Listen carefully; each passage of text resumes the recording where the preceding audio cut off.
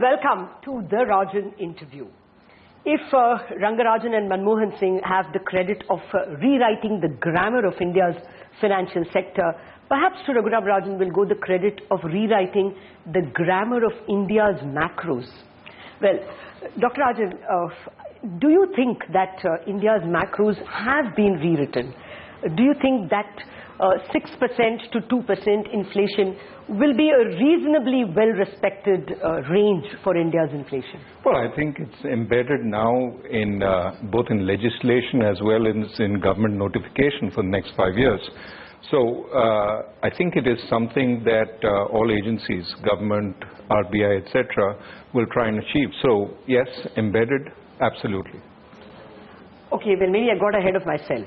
Oh, you know, when you gave your first speech on September 4th, 2013, you started by saying that the Reserve Bank's mandate is to preserve the value of the rupee. But that speech had a lot of goals.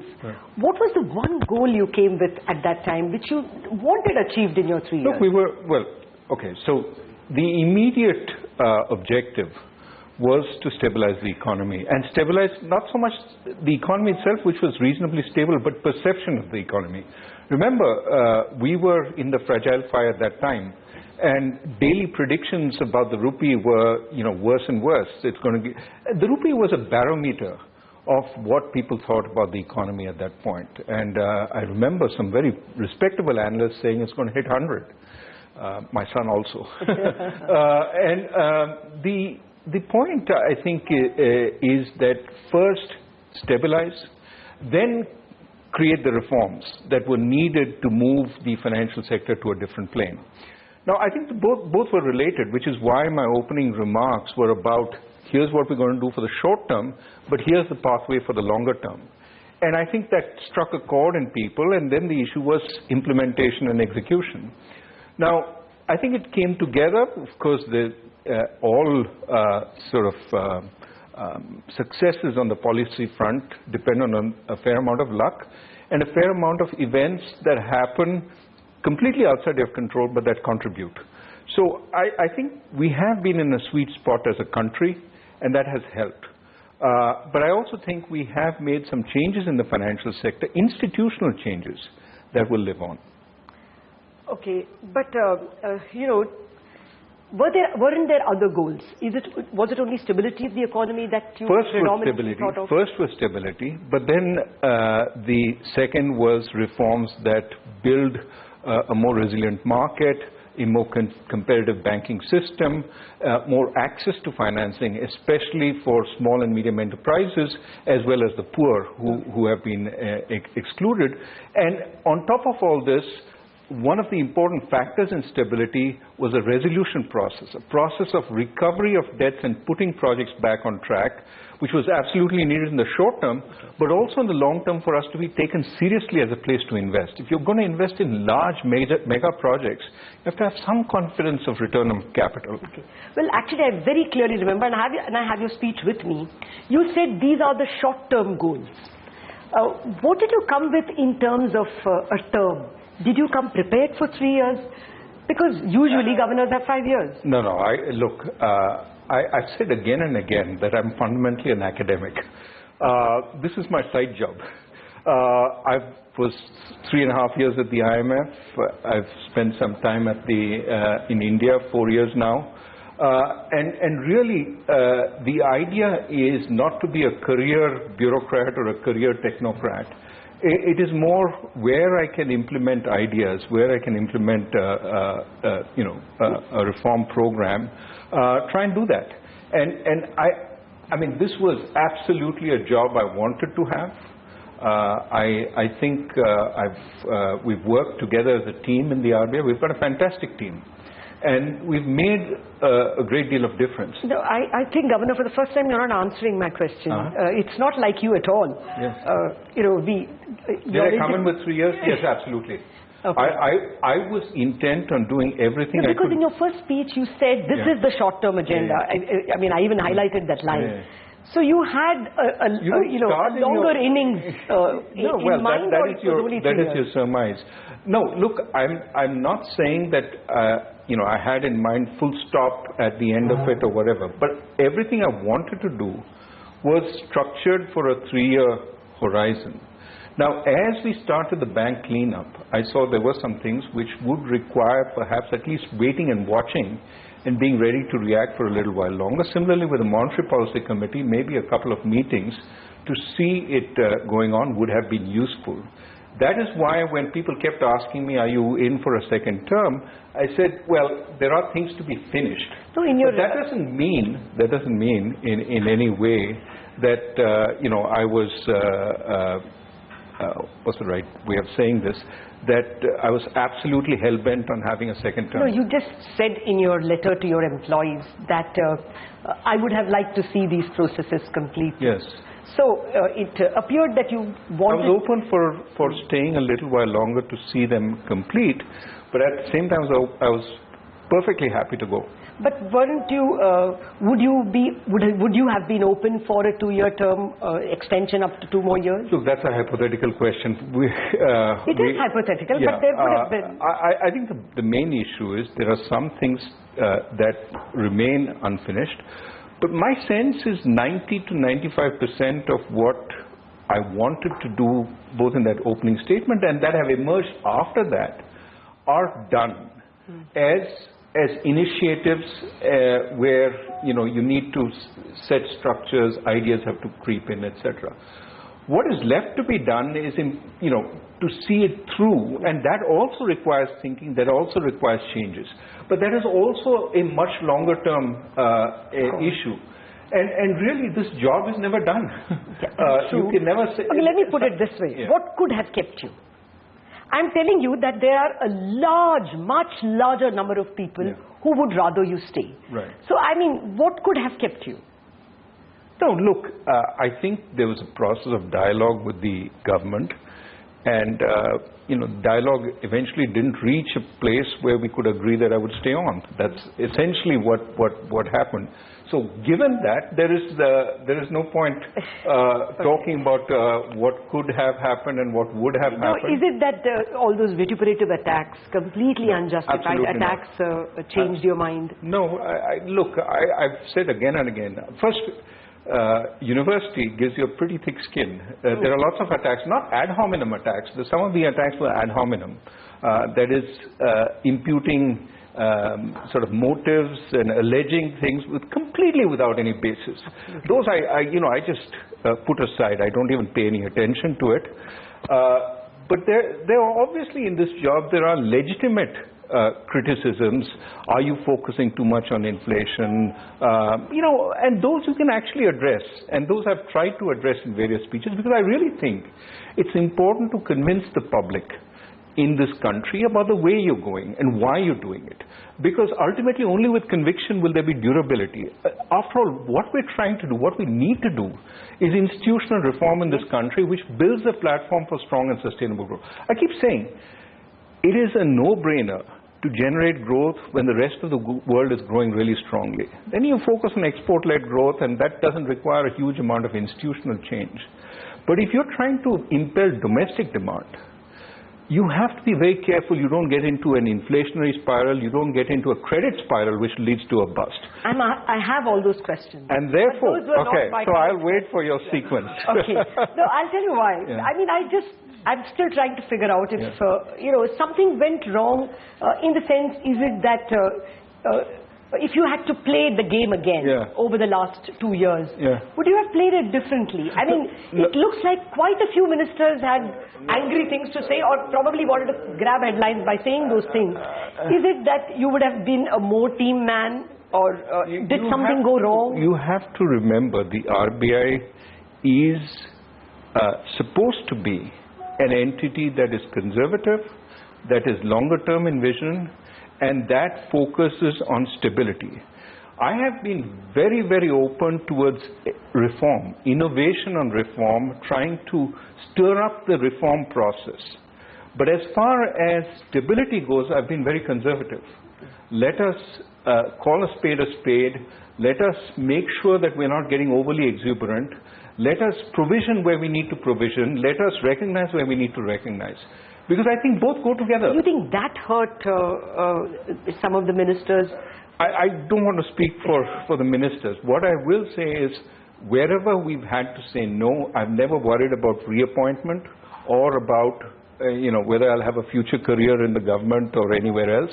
I have said no when I think it is in the best interest of the country. I think that way, I'm being the best team player I can possibly be. If I go along just for being comfortable, I think we're building risks for the future which will really hurt the country. And I think whatever, if you look in hindsight, whenever we've made a mistake, it's been by being too pliant, rather than doing our job and being the regulator we have to be. So, for example, state governments that have been making promises they cannot hold or have been building up debts that they cannot pay, we have been firm and we've told them where they have to. Where programs are initiated which we think are unviable, we've told the relevant ministries. So were those the factors that were speaking against you? I'm not going to speculate. I think the bottom line is that there was no consensus, and that's where it stopped. No, once again, let me tell you where I'm coming from.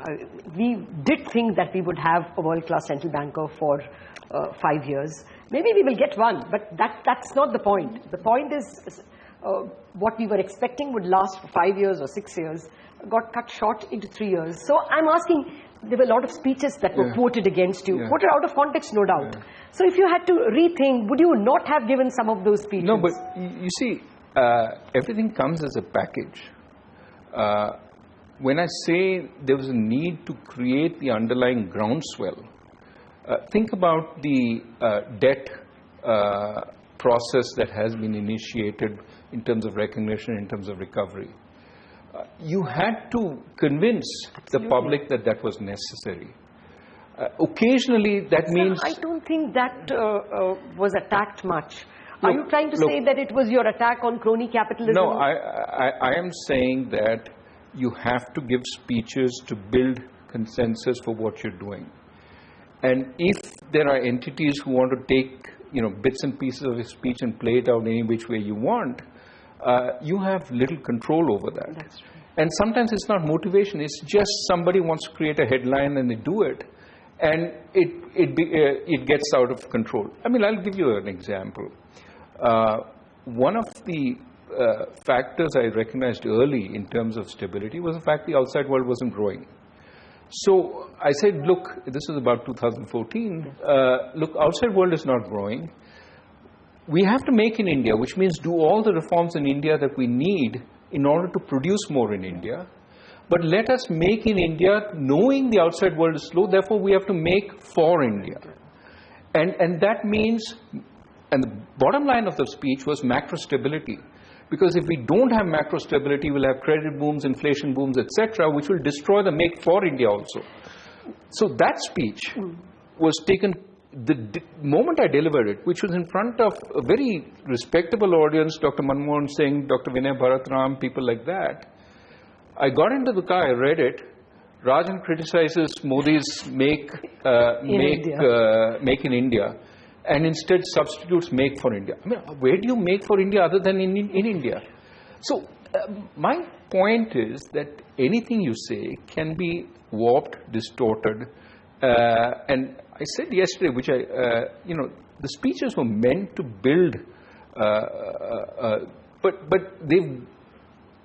the reports of the speech have taken a life of their own. People quote the reports without ever having read the speech. I completely take your point. I mean, there is a lot that my tribe has to... The point I want to make is that I have not been off the reservation. I have tried to push in particular directions which I think are very important for the stability and long-run growth of the country. And the speeches were almost entirely focused on that. I'm not objecting to the speeches. I'm a great student of many of your speeches, almost all of them.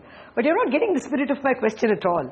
I'm just trying to check if you know, I don't think so. In your quieter moments, in your daffodil moments, do you ever think that, I wish I hadn't said that and got into unwarranted trouble? No, look, the other point, and I think you made this to me once before, is that the media is looking for something to focus on. And I think the extent of scrutiny that my interviews, my speeches, my sometimes offhand comments, sometimes comments when reporters aren't supposed to be there. They get so much attention. Now, that means every word matters. But not only, and this was a complaint I made, look, I love the press. I don't want to complain about it. You do a very good job. But not every phrase can stand on its own. You can't take a phrase out and hang it out and say... I'm not defending the press at all. Please defend the press. I'm only asking you if you would have lived your life differently. No, look. If you would have dropped some speeches. Made some friends you didn't make. At the end of the 50-minute interview, which was supposed to be a podcast at the IMF, on page 10, when they asked me, what about India, aren't you feeling very, gung-ho about India? And my Tamil conservatism comes out, and I say, look, don't praise us too much. The cup is half full, and that gets taken out and sort of becomes a iconic phrase. Yeah, I mean, it wasn't important. It was an offhand comment. Look, if I had to watch every one of the words I say with that amount of scrutiny, I'd never say anything. But the point is, I regret nothing. I am perfectly satisfied. I sleep very well. And would I change anything I did? Well, hindsight, of course, says you would do some things a little differently, not to curry political favor, but because they didn't work as well as advertised. I wonder whether you sleep well. Some of your emails are at 11:30, 11:59, and some of your mails are at 4 in the morning. But that said, okay, to come back to the issue at hand, 2 years too short for the nation, we would think. What could you have done? What would you say is your unfinished agenda? So I think there is an agenda of taking a lot of the stuff that has been started to its conclusion. Take on the internal side at the RBI, we have started a performance evaluation scheme as well as a performance support scheme. How do you rate people to get a meaningful rating? In the government and public enterprise, it's very flat. It was flat here also. How do you get people to be rewarded for doing good stuff? And if they do badly, how do you point out their areas of weakness and give them the support to actually improve? That's underway in RBI? That's underway. There's a performance management system which has now worked for two cycles. We're trying to get supervisors to stop sort of giving everybody wonderful ratings and be much more objective. There's a little bit of forced ranking in the process. But I think slowly people are seeing that there is value and it is permeating up the hierarchy, and it is also forcing supervisors to have constant discussions with their subordinates rather than... That is a big unfinished agenda. That is an example of something that needs to be seen through. We're starting an RBI Academy, which is going to provide some of that teaching support. After all, the world over, central banks are specialized. So how do we build the specialized skills?